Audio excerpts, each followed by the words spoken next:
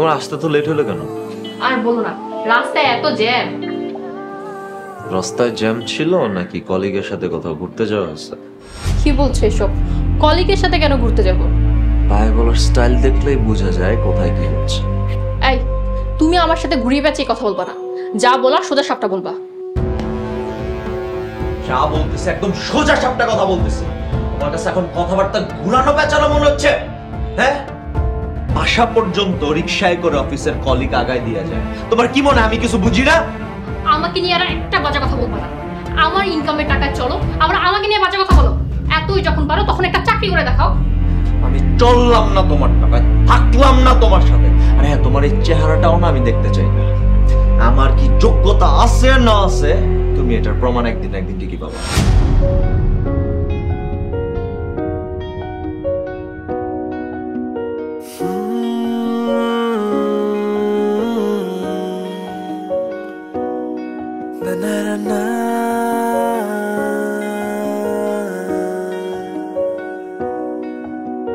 হঠাৎ দেখা কিসের টানে তুমি আমার সুরে গানে, কাঠ ফাটা রোদে এক ফোঁটা বৃষ্টি।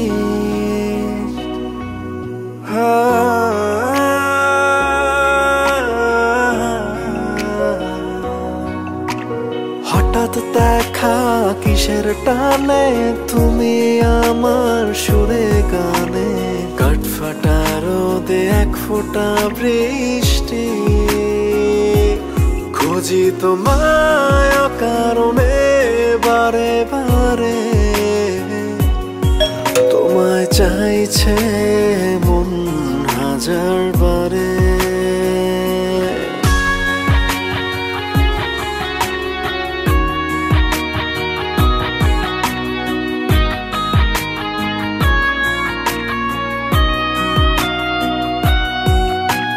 শুনছো তুমি, জানি আমি ডাক পাঠাচ্ছি মেঘের গান। স্যার আসসালামু আলাইকুম। স্যার মতিন সাহেব নামে একজন ভদ্রলোক আপনার সাথে দেখা করতে চাচ্ছি। ঠিক আছে, ওনাকে পাঠিয়ে দাও।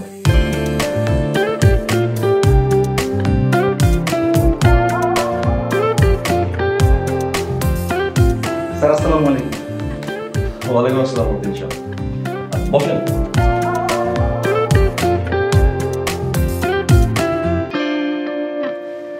কি অবস্থা আপনার? দিনকাল কেমন যাচ্ছে? স্যার, আপনার হাত যতদিন আমার মাথার উপরে থাকবে ততদিন আমার দিনকাল ভালোই কাটবে। এবার আপনার কথায় আমি টেন্ডার পেয়েছি। তা তো খুবই ভালো, খুশির কথা। জি স্যার, সেই জন্য আপনার কাছে একটা আবদার নিয়ে এসেছিলাম। কি আবদার? আগামী পরশু আমার মেয়ের জন্মদিন, বাড়িতে ছোটোখাটো একটা অনুষ্ঠান করব, আপনাকে কিন্তু আসতেই হবে স্যার। দেখেন মতিন সাহেব, আমি কি আর সেই সময় পাবো? আপনার কাছে অনেক বড় একটা আশা নিয়ে এসেছি। যদি আপনাকে একবার খেজমত করার সুযোগ পেতাম তাহলে স্যার আমার মনটা ভরে যেত। আচ্ছা ঠিক আছে, আমি চেষ্টা করবো আসার জন্য। তাহলে আমি উঠি। জি, আসসালামু আলাইকুম। ওয়ালাইকুম আসসালাম।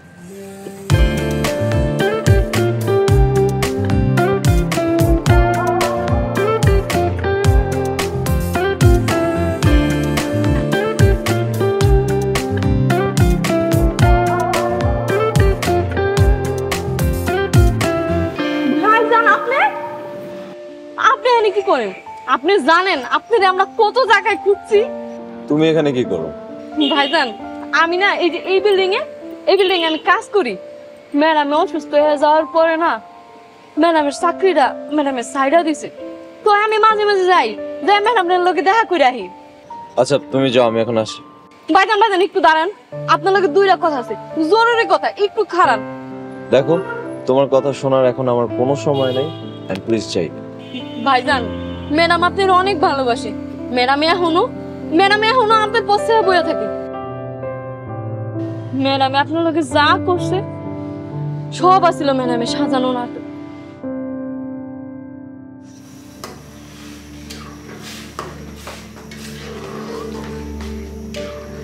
কি ব্যাপার, কিছু বলবে? রাত আছে না, কি আর কম? ভাইজান খালি সারাদিন হুইয়া হইয়া থাকেন, এখন চাকরি বাকরি করে না কেন? চাকরি বাকরি থাকলে তো চাকরি করবে, না থাকলে আর কোথা থেকে করবে? এটাও ঠিক কইছেন। আর চাকরি পাবেই বা কিভাবে? একদিন চেষ্টা করলে তো 3 দিন বসে বসে ঘুমায়। এইভাবে কি আর চাকরি পাওয়া যায়? এটা আপনি কিন্তু ঠিকই কইছেন। ভাইজানের যখন চাকরি ছিল হের ব্যবহার কত ভালো ছিল, এখন ভাইজানের চাকরিও নেই, হের ব্যবহারও জানি কেমন হয়ে গেছে দিন দিন। পুরুষ মানুষের চাকরি না থাকলে কি মন মানসিকতা ভালো থাকে? আর মন মানসিকতা যদি ভালো না থাকে তাহলে তো খারাপ ব্যবহার করবেই। কোনো একটা উপায় বের করতে হবে, বুঝছো? ঠিকই দিবেন ম্যাডাম, আমার কাছে একটা উপায় আছে, যদি আপনি এই বুদ্ধিটা শুনেন তাইলেই কাম হয়ে যাইব। কি উপায় বলো তো?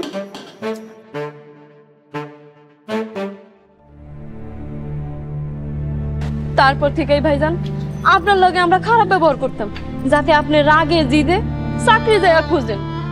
তো ম্যাডাম বুঝতে পারেনি যে আপনি ম্যাডাম রে সাইডা একবারের লেগে চলে আইবেন। ম্যাডাম আপনার অনেক ভালোবাসে ভাইজান, আপনি চলেন। ম্যাডাম আপনার চিন্তা অনেক অসুস্থ হয়ে পড়ছে।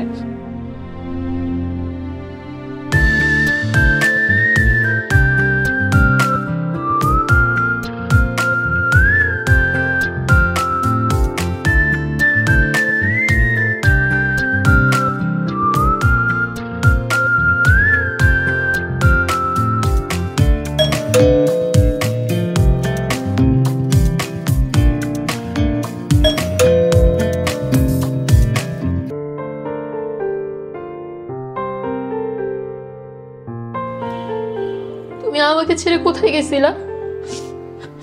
তুমি জানো আমার কত কষ্ট হয়েছে। আমি আর তোমাকে কিচ্ছু বলবো না, তুমি আমাকে মাফ করে দাও প্লিজ, কিন্তু আমাকে ছেড়ে যাও না। তুমি আমার কাছে কেন মাফ চাচ্ছ?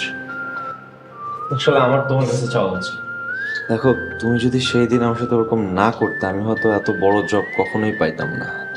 এর থেকেও বড় কথা হচ্ছে, আমি না চেষ্টা করাটা ভুলে গিয়েছিলাম। চেষ্টা করলে যে সবকিছু সম্ভব হয়, ব্যাপারটা আমার মাথায় ছিলই না। তোমার ভালো ব্যবহারে আমি দিন দিন কিরকম জানি বসে বসে খাওয়া শিখে গিয়েছিলাম। হ্যাঁ, মানে কেমন যেন একটা আলসামি কাজ করতো শরীরের মধ্যে সব সময়। I am really sorry, I am sorry, please. তুমি চাকরি করো আর না করো, আমি আর তোমাকে কিচ্ছু বলবো না। আমি চাকরি করি আর না করি, তো সারা জীবন তোমার অ্যাসিস্ট্যান্ট হয়ে তোমার চাকরি করতে চাই। ম্যাডাম, আমি একটা কথা কইতে চাই। রে ভুলে গেছি, একটা পান খাইবে তারপর কইতেছি।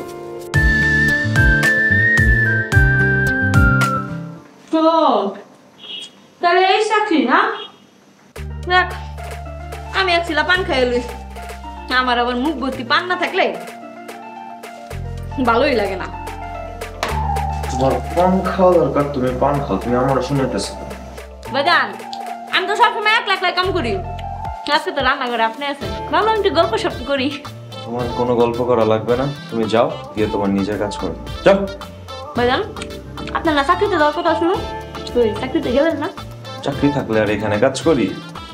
তুমি তোমার কাজ করো না, গিয়ে যাও না। বাজান, আজকে যেহেতু আমি আয়া পড়ছি, আপনি এক কাজ করেন, আপনার রুমে যান, আমি এদিকে সব কাম গুছাই আলাইতেছি। এত বেশি কথা বলো কেন, খারাপ মহিলা? তোমার কাজ করতে পারতেছো না তুমি? ভাইজান, আমি আর কথা কম না।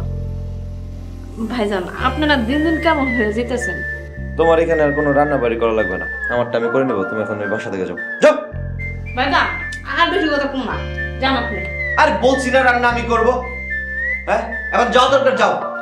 কালকে তোমার পাওনা টাকা যেগুলো আছে এসে আমার কাছ থেকে নিয়ে যাবা, যাও।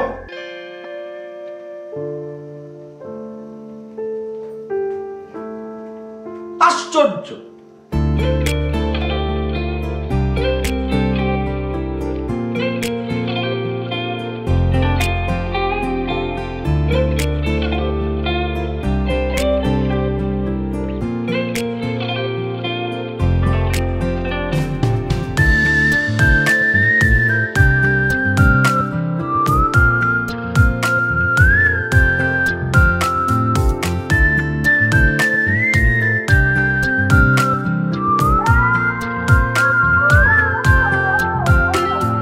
আচ্ছা, তোমার সাথে রিকশায় যে লোকটা বসা ছিল উনি কে ছিল?